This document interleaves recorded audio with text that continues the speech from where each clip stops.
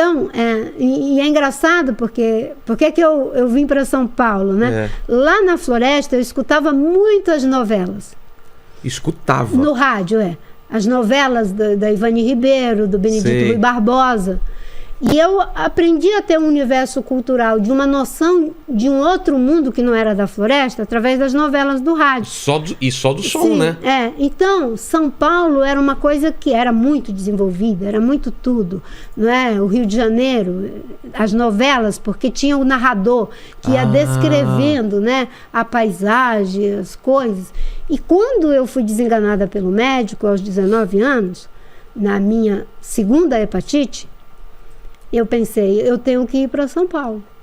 E foi aí que eu fui pedir para o bispo Dom Moacir, uma história longa que não dá tempo de contar aqui, né? Eu cheguei lá sem agenda, sem nada, dizendo que eu queria falar com o bispo. Que eu pensei, esse bispo é comunista, ele defende os pobres, eu quero ver agora. Né? Eu sou pobre, o médico disse que eu vou morrer, né? Então vai ter que me ver. Eu tinha saído do convento. E eu cheguei e eu disse para Maria, que era a secretária, eu quero falar com o bispo. Ela disse, minha filha, não pode, tem uma agenda, você tem que marcar para vir no dia que ele vai já sair, ele está indo para um compromisso. Mas eu preciso falar com ele. Aí eu escutei aquela voz grave assim, o que essa moça quer, Maria? Ela disse que quer falar com o senhor, mas eu já disse para ela que vou marcar aqui na agenda para o dia que o senhor puder. O que você quer, minha filha? Aí eu digo, bem rapidinho, porque ele já estava indo, o motorista. Eu digo, eu fui desenganada pelo médico, ele disse que eu vou morrer e eu não quero morrer, eu quero que o senhor me mande para São Paulo. E aí ele disse, se você conseguir a passagem, eu consigo o hospital e uma casa para você morar. Olha só. Para você ficar. E foi exatamente a casa da dona Marieta Buratti, que era uma freira, italiana, amiga dele, e o hospital da Ordem dos Camilianos, eu não consigo falar, né? E o doutor Mônaco e o doutor Baroni cuidaram de mim. Aliás, se a família dele estiver nos assistindo, poxa, a minha gratidão é imensa a essas pessoas, porque não só cuidaram, como eles me alimentaram. Eles passaram uma dieta para mim que eu não tinha condição de comprar. Porque como eu tinha problema com as enzimas digestivas, por causa das muitas malárias e hepatites, eu não fazia digestão. Então eu ficava com o abdômen muito estendido. Aí... Você não podia comer o quê? Não podia comer quase nada, comia arroz branco, pouca coisa. Né?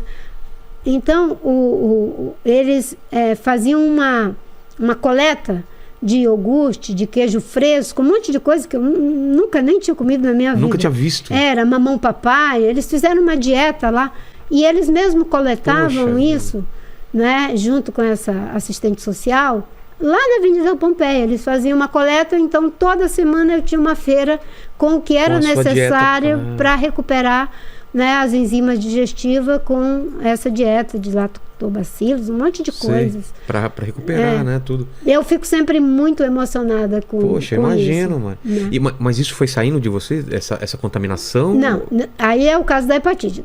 92 aí foi um trabalho longo. Isso foi da hepatite, tá. 91, 92 foi um longo trabalho que foi feito pelo Dr. José Maria de Melo Barros, que era um médico que lidava com ortomolecular. Através dele eu entrei em contato com algumas pessoas da USP que também trabalhavam com essa abordagem e fiquei aqui 1 ano e 2 anos, quase 1 ano e 8 meses. Tive que voltar para o Acre, ainda muito doente, com sintomas neurológicos graves, principalmente de visão. Aí eu fui eleita senadora, que era o improvável do improvável, porque eu já era deputada quando isso aconteceu, deputada estadual. Só que eu não tinha dinheiro, estava muito endividada, muitos problemas, muito doente. E um jovem de 19 anos, que trabalhava comigo, disse, Marina, tu devia encerrar a tua vida pública saindo candidato ao Senado. Porque no PT ninguém quer ser senador porque não vai se eleger. Se tu sair deputada federal, vai ter concorrência dentro do próprio partido, não tem condição. E o Jorge Viana já era prefeito. Quando essa ideia foi colocada no Acre, o Jorge falou, isso faz muito sentido, né? Então eu saí porque eu sabia que ia ser uma forma digna de parar com a política, porque eu estava muito doente mesmo. E, por incrível que pareça, mesmo que as pesquisas dissessem que eu estava em 4º lugar, com 3%, a última pesquisa me deu com 4% dos votos. Quando chegou... Me ajuda. Não, tranquilo, tem bastante água. Me ajuda bebendo. Quando chegou no dia da eleição, eu fui eleita, acho que com mais de 60% dos votos. E a mais nova... A mais nova senadora da República.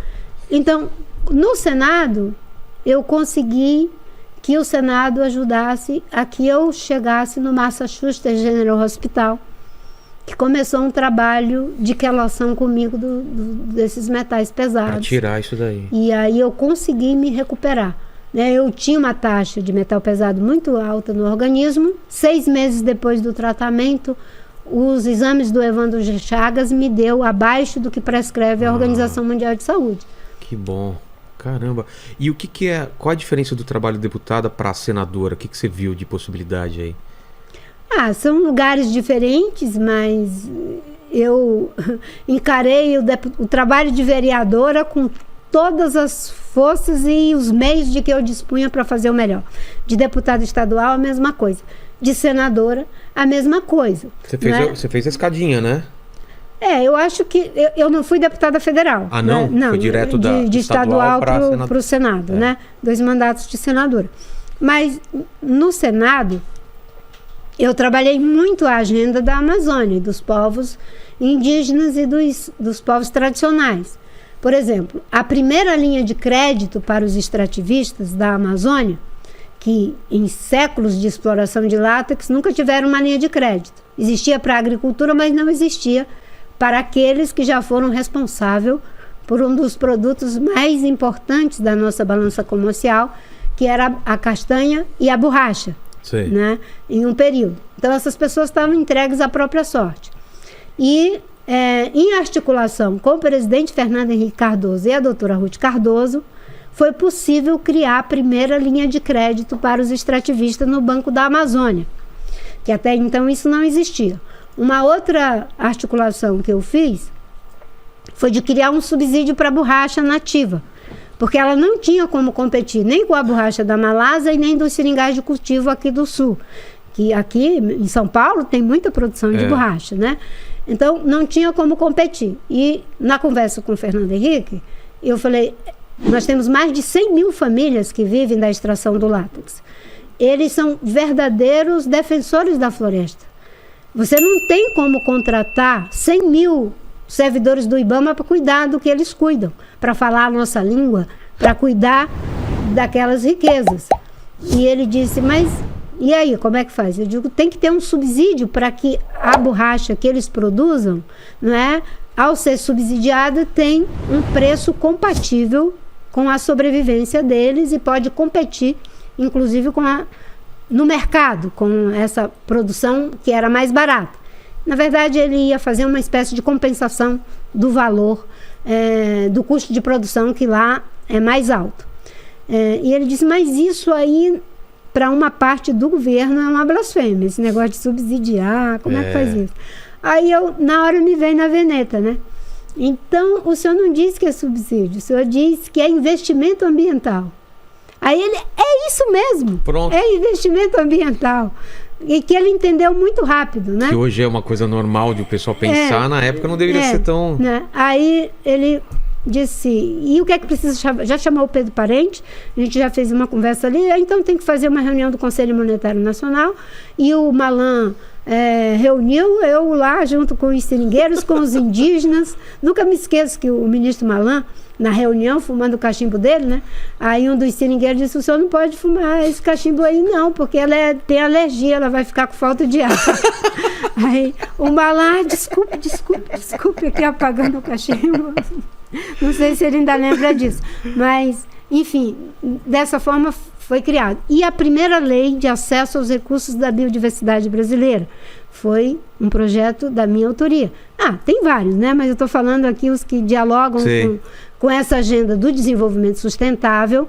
Por quê? A lei de acesso aos recursos da biodiversidade é para que a gente tenha uma justa partilha de benefício pelo uso do recurso genético da planta, enfim, do que for, não é? Se vai para um fármaco ou para para a indústria do cosmético, que tenha uma espécie de royalty para as comunidades locais que são donas daquele recurso genético. Entendi. Quando aquilo vem do saber tradicional daquelas comunidades. Então, esse projeto foi o que apresentei. Infelizmente, ele não foi aprovado, mas foi feito depois uma medida provisória pelo Fernando Henrique e depois se transformou em lei. Não é ainda o que é o meu sonho, por quê?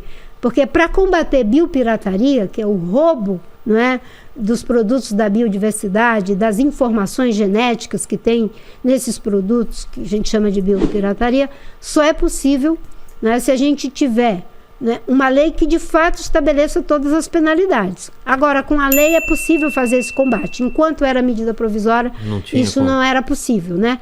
Porque você não pode fazer, digamos, sanções por medida provisória, tinha que ser por um projeto de lei, né? Então, essa lei foi também de minha autoria. E, enfim, uma série de outras que tem algumas que acho que ainda estão tramitando até hoje no Senado. Antes de fazer o